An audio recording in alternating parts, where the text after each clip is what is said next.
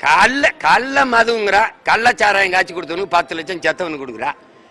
சாராய ஆலை வச்சு காய்ச்சி விற்கிற முதலாளி கலை எப்படி மதுன்னு சொல்லலாம்? யாராவது சொல்லு, ஒருத்தன் கேளு. அது பசும்பால், இது பணம்பால். புள்ள தின்னுட்டு தண்ணியை குடிச்சிட்டு பாலை கறக்குது பசு, இது தண்ணியை குடிச்சிட்டு பாலை கறக்குது பனை. இயற்கையின் அருங்கொடை.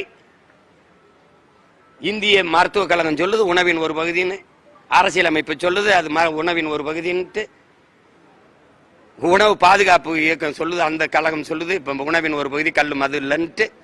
நீ கள்ள மதுன்னு சொல்லு விடு.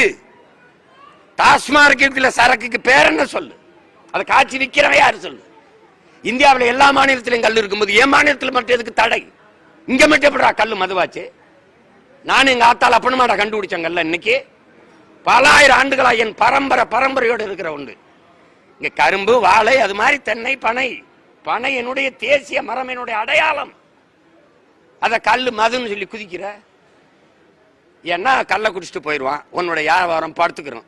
நீ காய்ச்சற ஆலையில் விற்கிற சரக்கு விலை குறைஞ்சிரும், வியாபாரம் குறைஞ்சிரும், உனக்கு வர லாபம் பல ஆயிரம் கோடி. இது கேட்கறதுக்கு ஒருத்தனும் கிடையாது.